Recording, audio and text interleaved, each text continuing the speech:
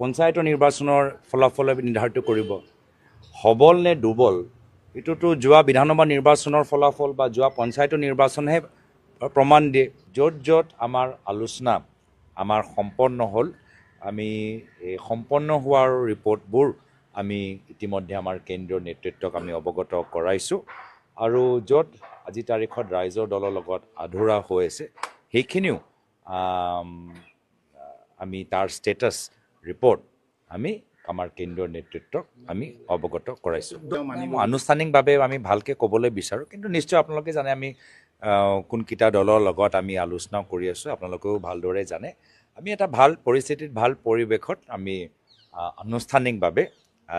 সকলোকে জনাম কিন্তু সকলোৱে মিডিয়াটোৰ চৰ্চা হৈ আছে অলপ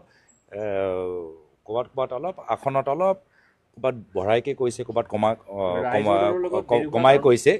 সেইকাৰণে এনেধৰণৰ বাতৰিৰ ওপৰত মানে স্পষ্টীকৰণ দিয়াতকৈ হয় বিভিন্ন দলৰ লগত আমাৰ ইতিমধ্যে আলোচনা সম্পন্ন হ'ল মই সেই দলৰ নেতৃত্বক মই আৰু তেওঁলোকৰ দলৰ নেতাসকলক মই ধন্যবাদ জ্ঞাপন কৰিছোঁ আৰু আমাৰ দলৰ নেতাসকল যিসকলে আমাৰ কথাবোৰ সম্পন্ন কৰাৰ ক্ষেত্ৰত বহুত তেওঁলোকে আগভাগ ল'লে মই তেওঁলোককো ধন্যবাদ জ্ঞাপন কৰিছোঁ আনুষ্ঠানিকভাৱে আমি পিছত মই কৈছোঁ ইতিমধ্যে যে আমাৰ সম্পন্ন হৈ যোৱাৰ পিছত আমি কেন্দ্ৰীয় নেতৃত্বক আমি অৱগত কৰাইছোঁ আৰু কিয় এটা দলৰ লগত আধৰুৱা হৈ আছে কি প্ৰথম পৰ্যায়ৰ পৰা আজি পৰ্যায়লৈকে কেনেদৰে আমি আগবাঢ়ি গৈছোঁ আৰু আজি তাৰিখত এই পৰ্যায়ত আমি আছোঁ সেইখিনিও আমি অৱগত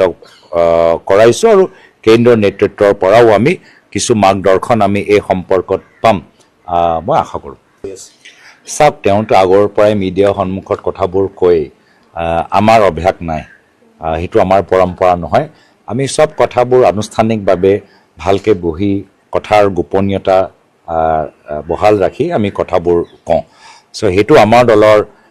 আলোচনা সম্পৰ্কত আমি কেনেদৰে আগবাঢ়ি যাওঁ সেইটো আমাৰ দলৰ পৰম্পৰা এতিয়াও চাওক মই কোনকেইটা দলৰ লগত আমাৰ সম্পন্ন হ'ল সেইকেইটাই মই কোৱা নাই বা কোনকেইটা দলৰ লগত কোনকেইটা আসনৰ ওপৰত কথাবোৰ সম্পন্ন হ'ল সেইকেইটাও মই কোৱা নাই তো সেইটো আমাৰ পৰম্পৰা নহয় বা কোৱা আমাৰ সেইটো আমাৰ অভ্যাসটো নাই তেওঁ কৈছে সকলোৱে দেখিছেই যে তেওঁ এনেকুৱা এজন বিধায়কক ল'লে যি বিধায়কজনক কংগ্ৰেছ দলে নিলম্বিত কৰিছে এনেকুৱা এজন বিধায়কক তেওঁ লৈ তেওঁ আমি জনামতে বা মিডিয়া বাতৰিত ওলাইছে যে তেওঁ টিকেট প্ৰদান কৰিছে আৰু আনজন বিধায়ক যি বিধায়কৰ লৈ আমাৰ দলৰ ভিতৰত বহুত চৰ্চা চলি আছিল বহুত অভিযোগ আছিল সেইজনকো তেওঁ ইতিমধ্যে নিজৰ দলৰ ভিতৰত লৈ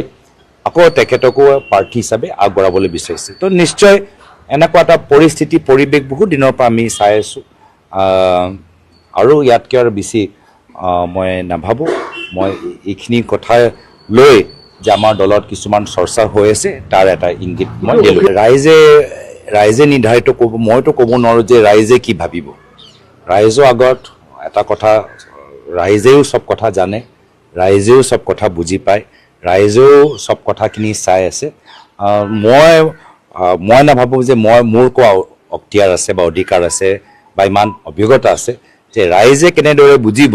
যে মই ক'ব পাৰিম এইটো মই ৰাইজৰ বিবেকৰ ওপৰত এৰি দিছোঁ মই কৈছোঁতো আমাৰ বিভিন্ন লগত আমাৰ সম্পন্ন হ'ল এটা বিশেষ দলৰ লগত আধৰুৱা হৈ আছে কথাবোৰ সম্পন্ন হোৱা নাই আজিও মই কৈছোঁ মই ইমান মানে মই কি কয় পজিটিভ হৈ আছোঁ যে হোৱাটো ভাল কিন্তু সঁচাকৈ ক'বলৈ গ'লে আগতে মই যিমান মই পজিটিভ আছিলোঁ আজিৰ তাৰিখত মোৰ শক্তিটো অলপ ক'ৰবাত কমিছে তথাপিও মই শেষ পৰ্যায়লৈকে আমাৰ দলৰ সতীৰ্থসকল জ্যেষ্ঠসকল কৰ্মীখিনিক আৰু কেন্দ্ৰীয় নেতৃত্বক বুজাবলৈ মই চেষ্টা কৰিম যে কিয় আমি সকলোকে লোৱাটো ভাল হ'ব মই শেষৰলৈকে পাম কিন্তু আজিলৈকে যিহেতু সম্পন্ন হোৱা নাই ক'ৰবাত ময়ো মনত অলপ মানে